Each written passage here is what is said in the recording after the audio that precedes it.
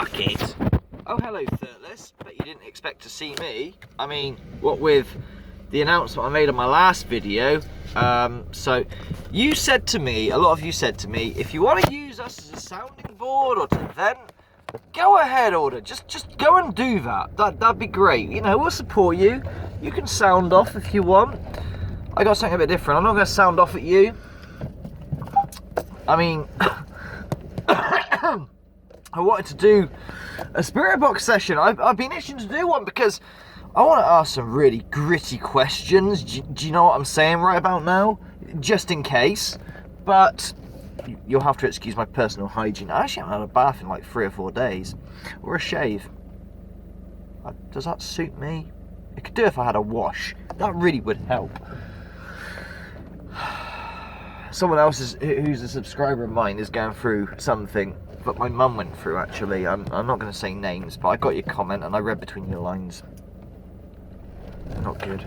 What I can say to you, though, is my mum had that and they fucked up. They missed it. They actually had her part of her anatomy open at the time and they missed it. They fucking missed it.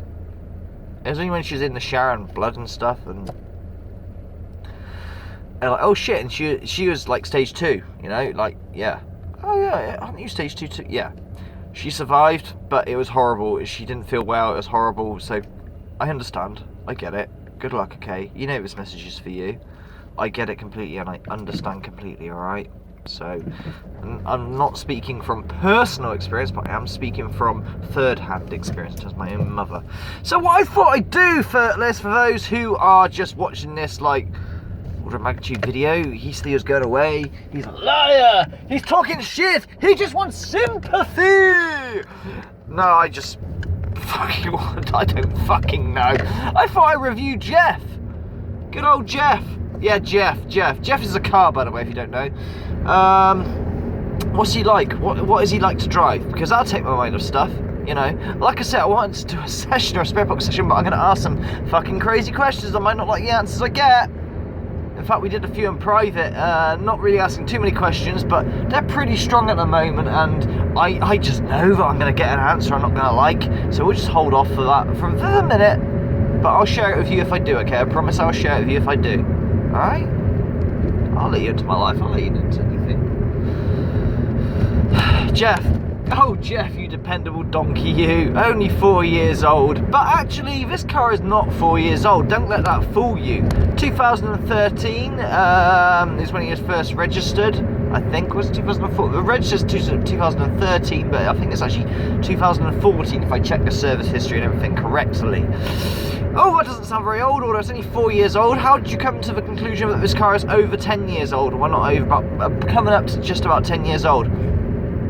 I'll tell you how I know. This particular car is not 10 years old, but the model and the type of car is. Yes, the Peugeot 208, this is a 207, came out in about 2011, 2012, that area, so that's already 5 years old. The 207 was debuted in around 2006, 2007, later part of 2006, early 2007.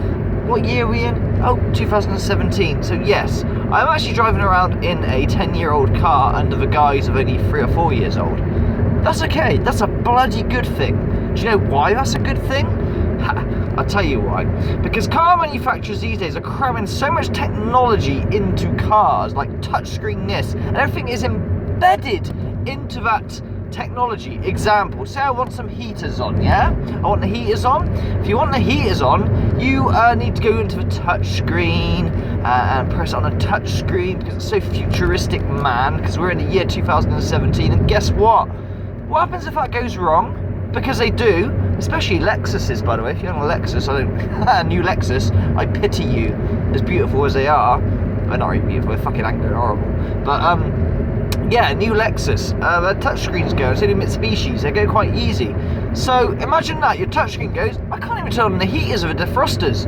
Well, that's fucking useful, isn't it? And also, car manufacturers admit they're under no obligation to update their software. So if you buy a car in 2012, 5 years later, you're going to want a software update, right? Well, car manufacturers don't have to do that. So you're stuck with old technology. This car, like I say, is well, it's fucking a 10-year-old design. We'll call it rather a 10-year-old car. I have switches for heaters. Yay! You know, less likely to go wrong. So let's talk about Geoff's power. How powerful is Geoff?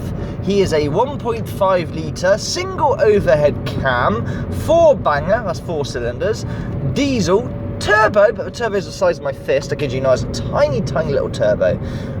You think it would like spool up straight away, but it doesn't. But I think that's ECU controlled. Don't worry about that. Pugster will probably understand that because he told me to flash the ECU to get a bit more out of it. I probably will do that in the future. Thank you, Pugster. Yeah, the thing is with diesels, right? All that power comes from 1.5 to no more than 3. If you have a diesel car, there's no point holding it to red line like a petrol car. Don't do that. You're just going to get engine noise. It will not pull any quicker. And what happens is if you go all the way to 5 and hit like the next gear, you'll miss your power band because your power band is 1.5 to 3. That's it on a diesel. It's a train. Here we go. Ready? Power. 1.5, go. Oh yeah. Oh yeah. 40, 50, change gear. We're gonna hit 60. Oh yeah, there we go. 2.5. Yeah, that's it. That's all there is to it, guys. I can get 80 mile an hour flat out uphill, and downhill with wind behind me, 105. I've already tested this. Yes, I have. I'm not going to tell you what roads because technically it's illegal to do that. What are you going to do, trolls? You're going to call the police saying, hello? That number plate I have got sped one time. I know he did because he admitted it on camera. Where? When? How? Fuck off. I don't care. Fuck's sakes. So, what? In all fairness, so look, I'm after a donkey. Things happen for a reason, right?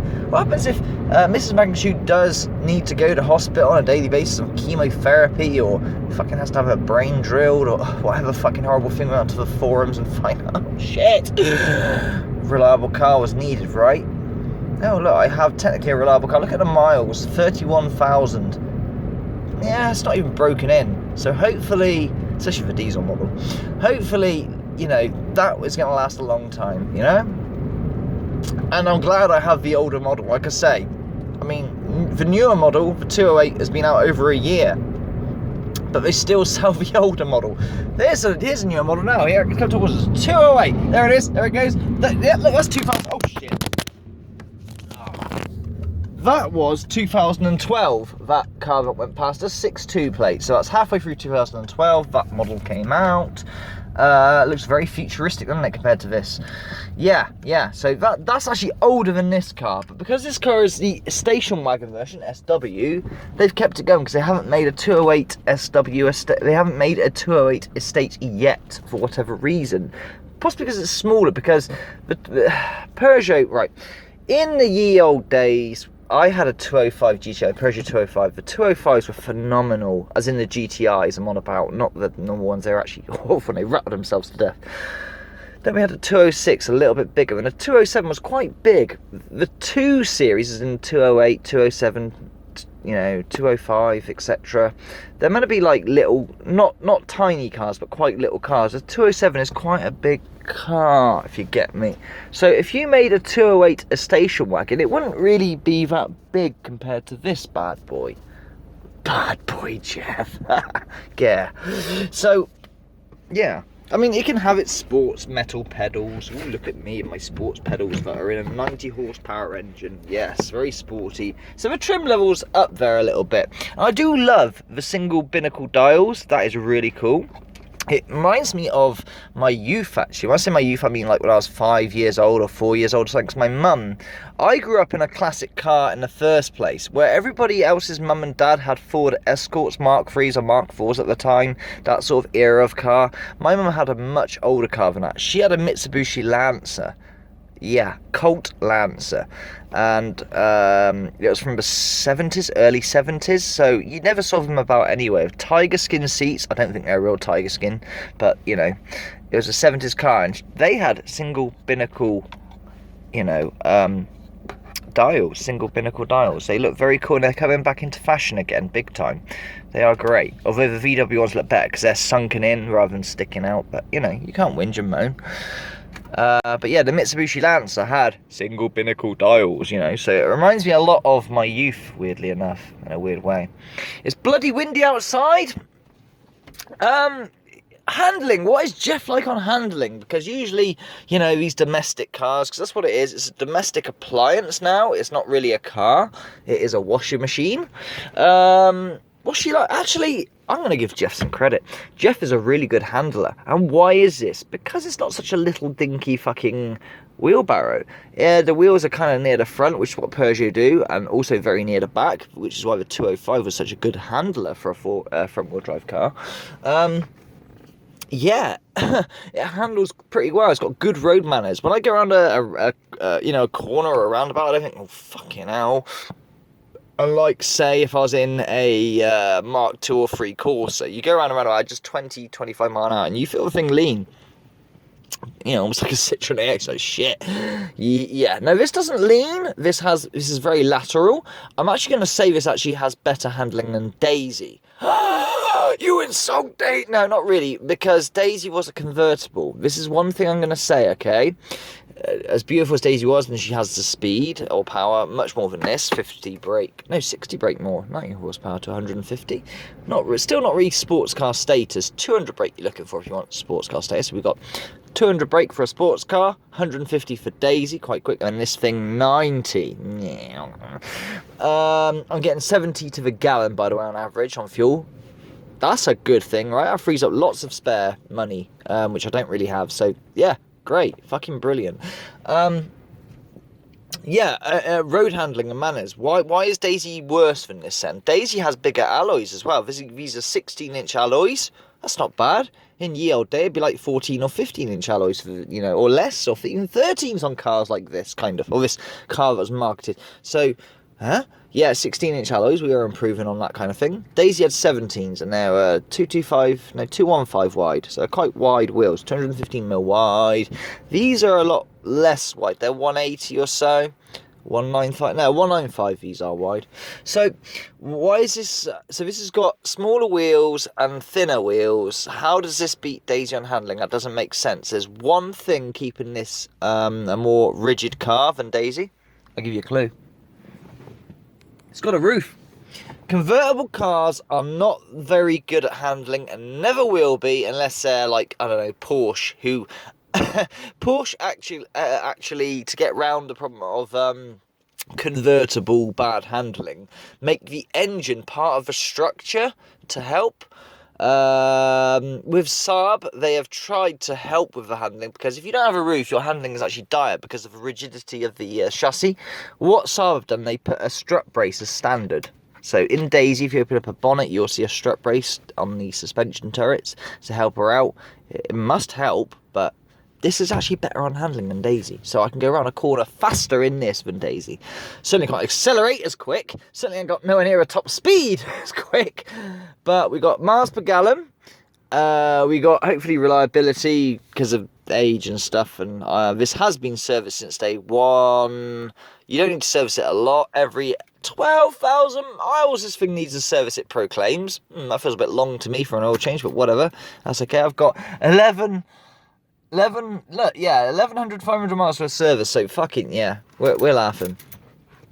So yeah, that's my review on Geoff. He's a good little donkey, you know, and we're going to need this donkey if we have to do lots of hospital trips to Swindon or Bath, depending on which one we need to go to for oncology and things like that. Like I say, hopefully nothing will badly happen, and we'll all be wrong. We'll do an MRI scan on Mrs. Magnitude and be like, nothing wrong. So why is she dizzy? Why is she puking up? Why is she all these symptoms? You know, this isn't just like here and there. This is not good. But it's not a brain tumour. That's what we want, right? So, I don't know. I'm going to go home with a bath. I fucking stink. See you later, Thurles. And thank you for letting me vent, talk, that kind of thing. I will get back to your comments on your last video and, you know, not just give them a nod of recognition with a heart label. Remember, I don't do hearts because I love your comment. I do hearts because I've seen them, usually. Yeah, and I'll try and talk back to you, but I'm in a funny mood. Do you understand? Of course you understand. That's why you said then on us, Mr. Magnitude. Then. It's A-OK. Fuck me, it's windy out there. It's gonna rain. It's gonna fucking rain. See you later, fellas. Much love. Thank you for all your support. Much love.